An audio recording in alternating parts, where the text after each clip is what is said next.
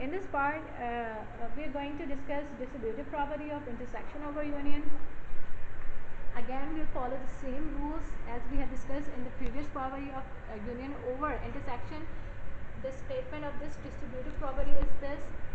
You know it very well how to remember it and how to solve it. A intersected with B, then united A intersect with C. This is how you're going to remember, memorize it. Now question remains the same, sets remains the same. The question is you have to prove this property. Now again, solution format remains the same. Give the reference of the property we are going to prove, and then take the left hand side first. This whole is to left hand side, but first we are going to solve the bracket. Copy B set, copy C set, unite it, and name the equation as 1.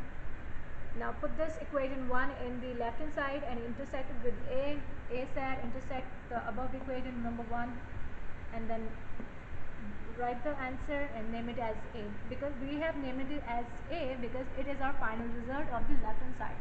Over here, left hand side, total operations have been completed. That's why we have named it differently, this time with alphabet A.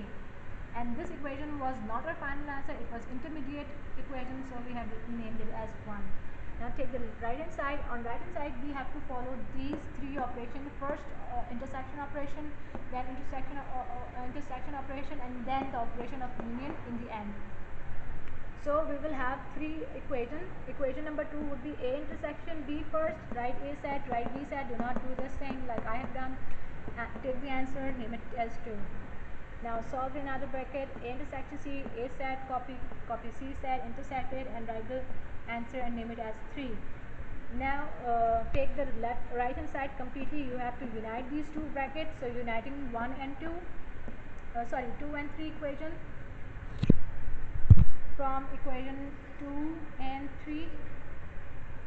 Now united, name this equation as B because our right hand side has been completed at this stage, so we have named it as B. Now compare equation A with B. You will find out that since left hand side and right hand side are equal, so the property is proved.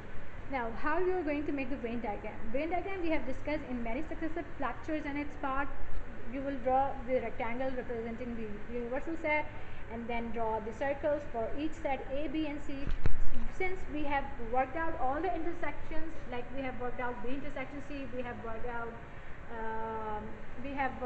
also A intersection B, we have also worked out A intersection C, and they all have some definite answer. So the circles would be, all three circles would be overlapping. So this region, now follow with me these steps. This region, the one I am outlining, is A intersection B region. This region is A intersection C region. This whole region is A intersection C region. This triangular region is actually A intersection B intersection C region, common of all three. So this is actually A. In A intersection B, you have answer. Let me read it for you. 2, 4, 6.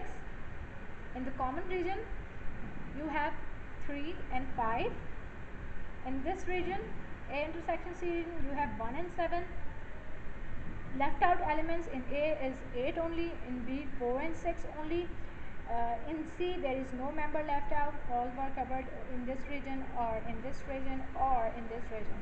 Now give reference to the shaded areas. This shaded area with the slant line is actually showing our first property of union over intersection, and the dotted area is this complete set A, is showing A union B intersection C, which is our second property area, and the first property area is this region completely and this region completely.